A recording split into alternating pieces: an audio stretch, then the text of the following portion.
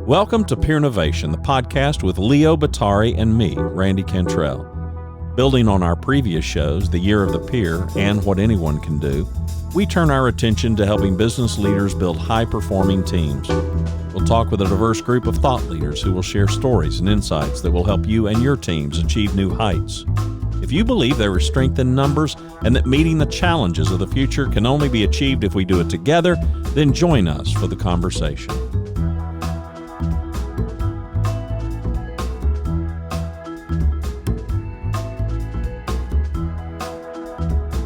Today's guest is Jennifer Thornton, founder of 304 Coaching. Jen has developed her expertise in talent strategy and leadership development over her exciting 20-plus year career as an HR professional. She joins us today to talk about people. We welcome Jen Thornton to the Peernovation podcast. Happy New Year, and we welcome everybody back to it's season 2021 of Peernovation, the podcast. The website is peernovation.co. He is Leo Batari.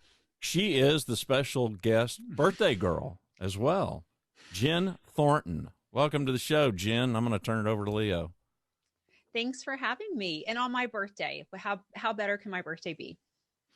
Well, we'd love it. And actually, Randy and I agreed that as your birthday present, we're going to have this produced and up and posted before the end of the day. So that I'm it will be impressed. available to everyone, and they can celebrate your birthday as well. So, Randy, when you talked about 2021, that's music to a lot of people's ears, I think, even though we are still obviously in the throes of,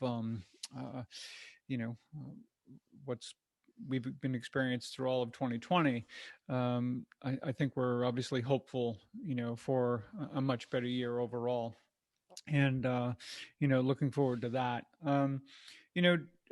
Jen, well, first of all, what I'd love for you to do, because, we had fun learning about your story, but since we have you here, we'd rather have you tell your story than us. But we'd love to know, here's your company. It's 304 Coaching. And, just love to know and have our listeners know how you were inspired to get into this work and what that's like for you. And then we want to get into some specifics about, having the right people on the team, which we know is such a critical part of your work. And then also talk about the innovation aspect as well. But hey, if you could just tell us a little about yourself to get started, that would be great. So my journey was actually in the retail industry, and I won't date myself, especially since it's my birthday, but it was definitely before the internet and when hanging out at the mall was very cool. So of course I wanted to work at the mall, and dreams do come true. I worked at the mall, and it's interesting, at a young age, I was leading people and making hiring decisions and scheduling decisions and looking at numbers and KPIs. And I think that at that age, I was just hanging out at the mall and working. I thought it was really fun. I didn't understand what I was learning and what I was doing. And what I found is that I got my results in a way that was very different than my peers. And I always felt a little off, like I'm not like my peers. I'm still a top performer. I'm still, knocking the numbers out of the park. I'm making, my year after year after year, comping my own numbers. But I wasn't competitive. I didn't do it because I wanted to be number one. I did it because I wanted to have the best team. And I loved, hiring someone and talking to them about what they wanted to do and help them get there and help develop them and teach them. And so that was really the first half of my career, as I worked on the operations side and all different leadership roles with a large retailer. And then halfway through my career, I went into the HR side because talent is what I had a passion for, and, did all kinds of different roles within the HR functions, tested out a lot of different departments. It's a nice thing about HR. It's really 10, 20 different jobs inside of one group. And the last part of my career, I took an opportunity to move to Hong Kong for a few months and start opening stores internationally. And that led to the last chapter being international HR, which was fantastic. I had teams all over the world. We had a ton of fun, a lot of laughs. When you have a team that speaks 6 different languages and you're trying to explain something at once to all of them, it's hysterical. So we had so much fun. It was a great team. But I just was missing something. I wanted to start building something something for myself. I'd built for someone else, a company for years and years. And, you know, we all have those moments in time, right? Where you like remember the sounds and the smells and exactly where you were sitting. And I remember I was actually in Hong Kong and I was in a boardroom and something was said. And I just thought, it's done. I'm done. Like everything in my body was like, you're done. And you have to go out and explore and do your own thing. And so that's when I started 304 coaching. About 6 months after that, you know, kind of moment. And I wanted to focus on helping people have strategic hiring plans and strategic development plans and really think about their talent in a different way. And so it matched their business plans. And so that was kind of the inspiration for 304 and what we do today. So two things. One of the things that kind of made me laugh when you were talking about people speaking 6 different languages, I think people can be speaking 6 different languages even when they speak the same language. When it comes to communication. But the other thing too, maybe you can talk to our listeners about my failed attempt to figure out what 304 coaching was and where it came from, and tell us the story around that. So it's not the most glamorous story, 304 coaching, but I had decided to go off on my own, and someone I had worked with previously knew. And she gave me a call and she was like, I need you to pitch to our CEO tomorrow. And I'm like, I still have a job. I don't even have a name for my company. And she's like, I don't care. Figure it out tonight because I need you to pitch to him tomorrow. He needs to hire someone. You're the right fit. And he needs to know that tomorrow. I was like, okay. And so I just was like sitting on a blank piece of paper of like, what do I call myself? And I didn't want anything cheesy, like, you know, results coming your way, you know, or whatever, something cheesy. And, Right. you know, 304 is kind of my lucky number. It's a combination of important dates. And so I just thought, you know what, I'll go with my lucky number. And it was 304 coaching. And hey, it's been pretty lucky still. You know, what's interesting is here's this person who was so sure that you were the right fit for the CEO and kind of challenged you to come up with a name, get it together, be ready for the meeting the following day. But I think it kind of speaks to what I felt in terms of researching what you do is the heart of what you talk about in terms of the right teams is really getting the right people on the team is obviously very congruous with what we talk about with Peernovation all the time is you have to start with the right people. And how do you figure out who those right people are, especially for your specific organization? You know, I talk oftentimes with CEOs and I'll say, hey, can you relate to this scenario? And I'll say, you know, because I've had my own company, I've run different divisions and things, I've had to hire people. And it's like, okay, I see this great resume. I have the person come in, awesome interview. Everyone else interviews them, fantastic. 3 months later, this isn't working. And we're wondering what happened. And everybody in the room can relate to having had that. So maybe you can talk to us a little bit about how we can avoid either having that happen altogether or at least a lot less often. Yeah, I would love to say that I have a magic potion and it would never happen again, but I don't think I do. And if so, I'm going to, you know, buy my own island somewhere. But, you know, I think one of the biggest mistakes that we make as hiring managers or companies make is when they go to hire someone, they don't stop and really think about the work. And oftentimes we throw payroll at the problem. So a team is overwhelmed, so we're just going to hire someone to help them.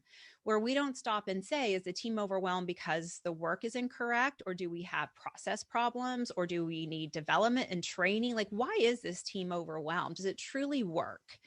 We also spend a lot of time doing what I love to call vanity work. And that's work that really does not impact the bottom line at all. But there's someone up the food chain that thinks it's really great and wants it done. And it can be as simple as this executive doesn't want to learn how to read the new reports that you can push a button and the system spits it out. And so someone has to refigure these reports for hours for no reason. And so I think it's really important to make sure that we have clarity on the work. And that's the first piece, and the piece that I think that people miss out on. And the second piece is that hiring process and, you know, really understanding not only the job, but how is that job going to be done? So for example, if your organization is highly innovative, then you do not want to hire someone who's more comfortable in a traditional job, even if their resume is great. And if you have a traditional company, you don't want to bring someone in who loves to break what's working just for the fun of it, because they're not going to fit in. And that's why we start to say goodbye to people very early. It's not their skills, but it's how they are, what their natural traits are, and how they show up and make decisions. So when you think about those natural traits, now we start thinking about, and you brought up some things that align with the culture. So beyond the role, beyond the work and all of that, there's this idea of whether someone's a good cultural fit with the organization. So when you are providing an assessment, and I'd love for you to tell us more about it's OAD, correct? The assessment that you have? Correct. What that looks like and how you kind of layer in the cultural aspect of this, because I've certainly worked at a lot of different places where same role, same job, but the culture really, really different, and the expectations of how you engage one another, what that looks like, and all of it's and the difference being such that I would absolutely thrive in one culture, but not in the other at all. It would be really bad. And so how does that factor into it? Because that would seem to me to be kind of, at least we start getting closer to that magic potion when we can start figuring that out. Yeah. So I think there's three things. One of them obviously is skills and knowledge. I mean, that's, that skill and knowledge bucket, we have to have that. Yep. We also have to have education, experiences, and that's all the stuff we interview for all day, every day, and we can interview for. What we can't interview for is someone's natural traits, because most of us aren't even really aware of how we think, because it's normal in our head. So everyone thinks that way, right? Right. And so it's really hard to interview people. Also, when you think of adding that piece, you're bringing an assessment. So OAD, Organization, Analysis, and Design, is the one that we use here at 304, and that we sell and consult with. And the reason why is we're science nerds at OAD. We protect the science of it versus the marketing piece of it. So most people have never heard of us. We're very small, we're very boutique, and that is on purpose, because we really are passionate about a validation and how a tool is used versus the shiny, pretty new object. So with OAD, what's fascinating about it is you can learn about someone's natural traits. And that is everything from their assertion level, their detail, their patient, their how they communicate. Are they more technical or more social in their communication?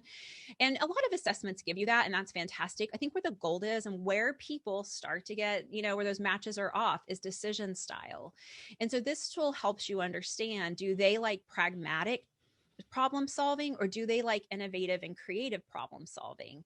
And are they making decisions, emotionally, or are they making it only on fact, or somewhere in between there? And that is the biggest important piece, because if you bring someone in and you don't want them to rock the boat, but you hire someone who is off the charts innovation and creativity, they're not going to be successful. They're going to have bad relationships. They're going to be challenging people that do not want to be challenged. And so it's really about making sure that you look at all the pieces. I don't believe, and I'm sure assessment people are going to hate me right now, I don't believe it's a one and done. You can only look at an assessment and know. It's a package, and it's part of the story. And so that's the one that I've used for years. I was actually on the client side for 15 years. And for the last 4 years now, I've been a sales consultant for them. So it's a fantastic tool that really helps you finish off the story and who that person is and how they'll show up and work for you. Nice. We all talk about fit when we're talking about hiring people, and I do some work with HR folks, particularly in the city government sector. And they're always, and it's interesting to me when I ask them, well, define that. And it's hardly ever the same, So when we're thinking about what we need for fit, what can we do on the hiring side, or your insights for us to even figure out what that is? I find in so many of my conversations, sometimes we've got teams, and we've got some people that are performing at a higher level than others, but we don't necessarily fully understand why, which makes it difficult. So how can we replicate that? I know. And that's a really hard thing. And I think it starts with curiosity, and it's really sitting down and even with a piece of paper and describing that ideal person, and not necessarily their experience, because again, we can interview for, but what does it show up when they sit down in their desk? How do they make other people feel? How do they build relationships? How do they make decisions? How do they manage conflict? Then, when I love to do this exercise, because, an executive will tell you all these things. And then I'm like, okay, let's talk about what that looks like to manage that person. Because what you think you want isn't necessarily always what you're willing to manage. And so then that's the next curiosity, is what are you willing to manage? If someone says, I want someone that's going to come in here and take risk and make all kinds of changes, then I'm like, okay, fantastic. The opposite of that is failure. How comfortable are you with risk takers failing? And so those are the kind of conversations to really learn about the fit that we have to have. And the conversations that I don't think we always have. We always point to like a list of values and say they're supposed to do that. Yeah, I think everything that you've been talking about when you're dealing with communication and all these things aren't really just about how an individual can fill a role, but how an individual can be part of a team and work with one another, which I would imagine is that next layer of what you're talking about, right? I also don't think too many people who even who, no matter how into assessments they are, would ever suggest that any one assessment would define us, nor should, it's just part of the data. It's part of the information. It's part of everything that comes to us. And, but they can be important and they can be really valuable, like you said, and they can provide us with information on things that aren't always easily, discerned from, an interview or something like that, for sure. But is there any one particular thing you look at or look for with people regarding whether they would be a good teammate or not? Oh, such a good question. I think that one of the things I love to ask people in an interview, and love to just anyone I've talked to, I love to find people who want to learn and are willing to learn daily. And so that's what I look for when I hire people for my team. I look for people who want to learn. And so I ask a lot of questions about, tell me a time it didn't go well. What did you learn from that? What did you learn at that job that you still utilize today? Because when I think about building partnerships and about building bridges and relationships in the workplace, it's about willing to learn about that other person, learn what they do, learn what they take to the table or bring to the table, and accept that. And that's really hard. And if you're not a natural person with curiosity, it's really hard, I think, to build strong relationships. No, it's great. That's really good, and I think that's spot on. You also mentioned something when it comes to risk taking and creativity and other such things, and that's about innovation. So it would be great to see to get a sense of what you have found among the teams that you've found to be most innovative, number one, and secondly, what is a company that maybe not particularly is not particularly innovative right now? They'd like to be more of that. So how do we take everyone out of their comfort zone, including the leaders, right? And everybody has to ride that boat, right? In terms of getting to a place where we recognize our very survival is going to have to depend on us not just doing things the way we do it right now. We've got to find a way to and I think it's really about tapping into the talent of the people you have and willing to listen, and willing for them to be able to speak up and speak out. But what have you seen among the most innovative teams that you admire? And then secondly, what advice would you have for companies who, if they're honest with themselves, aren't particularly innovative at the moment, but would like to be more so? So I think what's interesting about innovation is you have to start with understanding how the brain actually processes information. And what's fascinating, I think, too, is that what we know about the human brain, most of it we've only discovered over the last 20 years. Right. And so when you think about innovation, that means you have to ensure that someone's using their prefrontal cortex, right? So that's where our new ideas come from, collaboration, decision style, like all of that stuff is coming from that. It means you also have to get people out of their primitive brain, which is where fear sets. And so I know psychological safety is incredibly important to you. And that's the big piece of it. People will always struggle, no matter how naturally innovative they are, in an environment where there is judgment, where there is fear of failure, where there is fear that if I believe something that my supervisor doesn't believe, that I will be punished. And so I think to create innovation, we have to create an environment in which people are chemically using the right piece of their brain. And, you think about leadership, and a lot of this stuff we're taught was, kind of born, 50, 60 years ago, when we didn't know about the brain and we didn't understand chemicals and how it worked. So I think that there's a lot of revolution to happen around understanding the chemicals in the brain. And I think that's going to lead to innovation. Jen, Go ahead. Go ahead. Please. I was just going to ask, when it comes to innovation, I just my own personal experience. I've found that congruency is a big deal when leaders say one thing, but staff, call them whatever you will, they see something different. And it's oftentimes I've observed people frozen in fear, that primitive part of the brain that you mentioned, because it's just easier to stand still. Because if I move to the left or I move to the right, I'm going to get it. And it's just easier to stay still and still get it. Mm-hmm. But then nothing happens. I'm curious your perspective as it relates to innovation for a team, the congruency of leadership when it comes to communication and our actions kind of being aligned.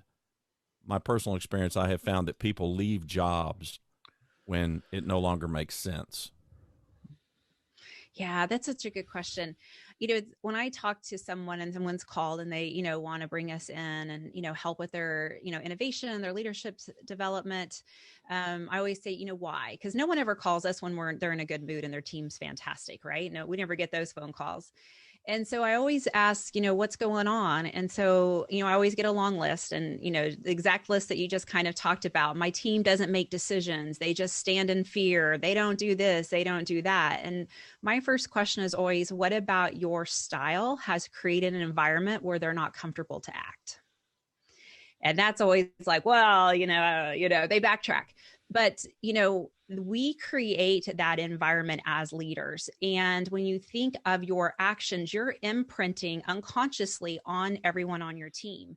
So if, over the last 6 months, you have been leading in a crisis mode. It was a tough year in 2020. You might be overly crisis managing at this point. And so you're heavily directive. You don't ask questions. Everything's black and white, wrong or right. Then you have created neural pathways for your team to believe that that is always true and will always be true. And so as leaders, we have to create neural pathways in our team that says we want innovation. And so you can do that by saying, I want you on Friday, product ABC is down 10%. I want you to bring me the most ridiculous ideas you can think of to turn this around. Well, your team could be like, oh, I have the answer, but, they don't really want to hear it. So I'm going to keep it to myself, which is never a good day, but it's what happens most of the time. Or they could be saying, hey, they really do want my ideas. And last time I gave them ridiculous ideas, we actually went with one and it helped. The other thing you can say, if you haven't been doing this and you're trying to change the environment, you're trying to create innovation, you can say, bring me your most ridiculous ideas. And in fact, I'm going to reward you. For the most ridiculous ideas that we hear, we're going to have an award. And it could be just bragging rights because you had the most, insane idea. You wanted to take the product to Mars. But that tells people, I'm going to get rewarded for risk and innovation. I will not be punished for it. And those are the new neural pathways you have to start to create with your team if you want to create innovation. You mentioned something about learning that I think really fits well here. You could easily replace "we want to be innovative" with "we want to learn more." We want to be a learning culture, right? One of the things that talk about in the book Peernovation, and it's about what peer advisory groups can teach us about building high performing teams, is that we found that high performing groups and high performing teams in general have what we refer to as a really robust learning achieving cycle, right? So that's the idea is they learn, and the more they share their learning with one another, right? We know we learn better when we learn together. There's mountains of research around social learning. But we also, in addition to being more comfortable with what we've learned, we give each other both the encouragement and the courage to act on that learning. And when we do, and we start achieving some good results, even if there's some little trial and error in there, it's a cycle that we want to repeat. And that great teams, if we were to think about it in, sports terms, for example, when you look at teams that, you know, in the NBA, right? Someone wants to win the NBA championship. For the best teams, their goal isn't to win the NBA championship. Their goal is to get better every single day. And they know when they do that, they put themselves in a position, whether they win it or not, they're always there, right? They're always among those top teams playing all the time. And those are the kind of winning organizations. And I think about what you said with regard to learning and innovation and all that is, so I guess it would seem less daunting to me if I'm a company who may not be, or even see myself as particularly innovative. That seems like a big leap, but I think we can start learning more. I think we can start creating that. Do you think that would be an interim step on the pathway toward innovation? If we could just get people to, and to your point earlier, also be less judgmental. We're all just here to learn. We're all just trying to figure it out. We're going to make mistakes. That's okay. Right. So I'd love to get some of your thoughts on that too, because you've seen a lot of this out there. And I think that's what our listeners are looking for is, looking at what you see happening out there around that and how, we can just be more effective, Yeah. Every day is, life is a practice. You never master it. And, you think of these great teams and it's a practice to them. They go to practice. They never master, Tiger Woods never mastered his swing, we never master it. And so innovation, leadership, working with people, it's a practice. And when we become an environment where every day we learn that learning is okay, we are providing evidence to our subconscious mind that learning is cool and that we can do it and survive. Our brain has one job, and that's to make sure we don't die.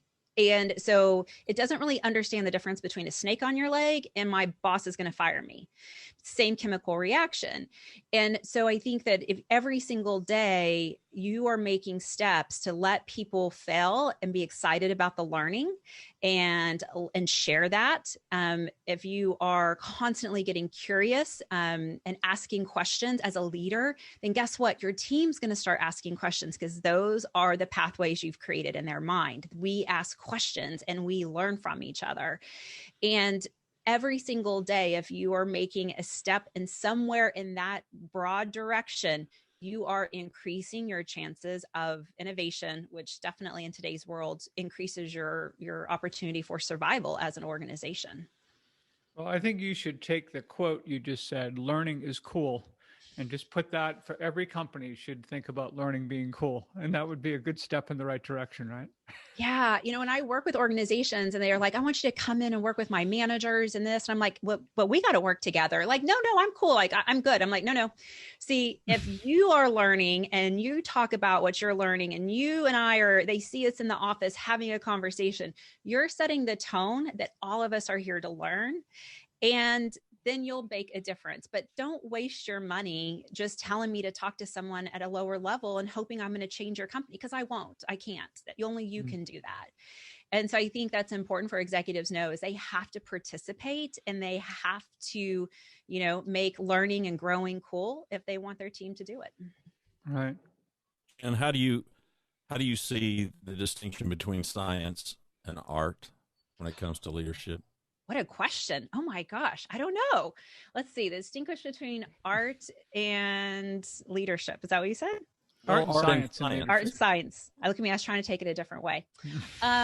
So I think that, I don't know what I think about that. That's such a good question.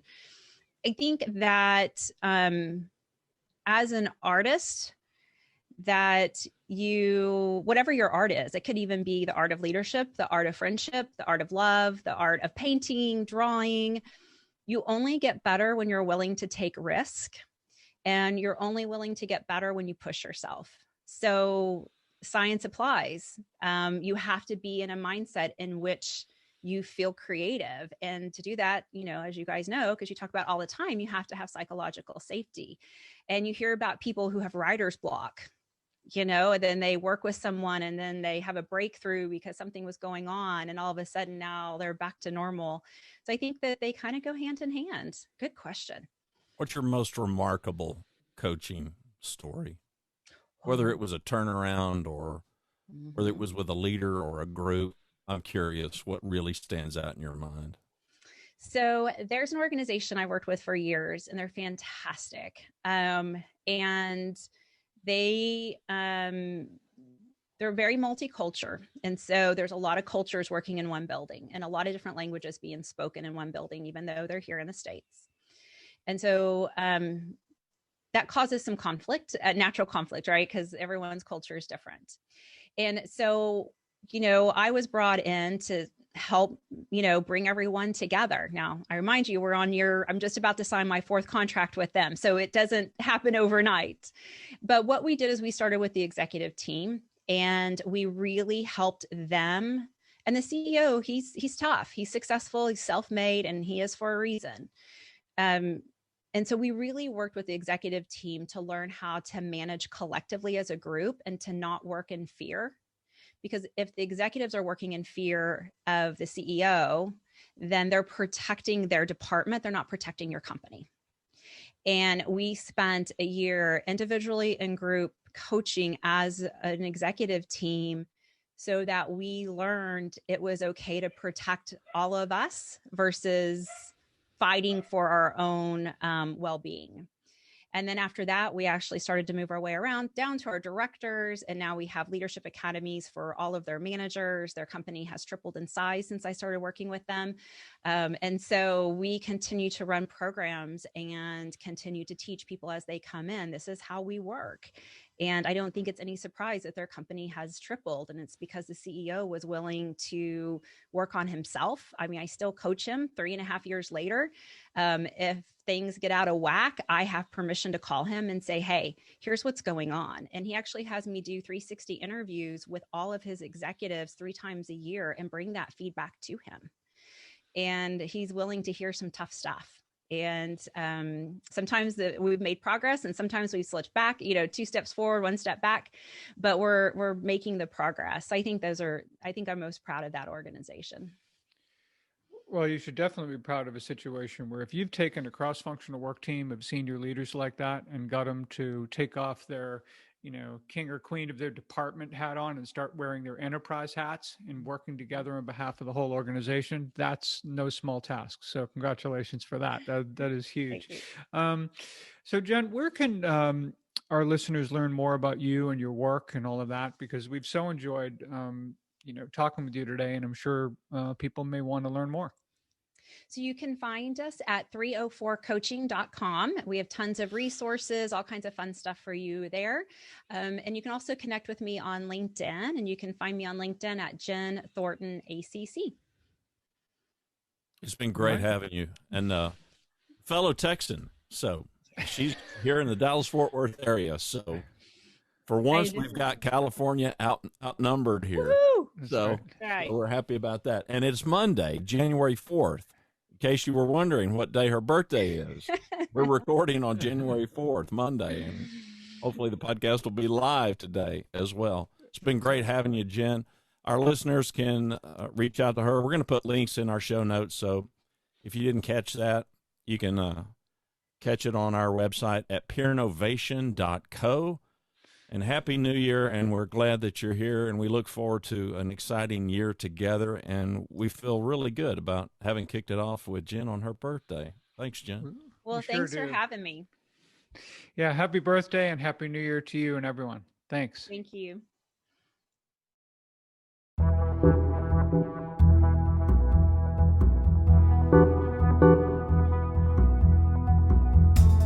Thank you for joining us. To subscribe to the podcast and learn more about how you can engage Peernovation for your organization, contact us on the website at peernovation.co. Until next week, remember, the power of we begins with you.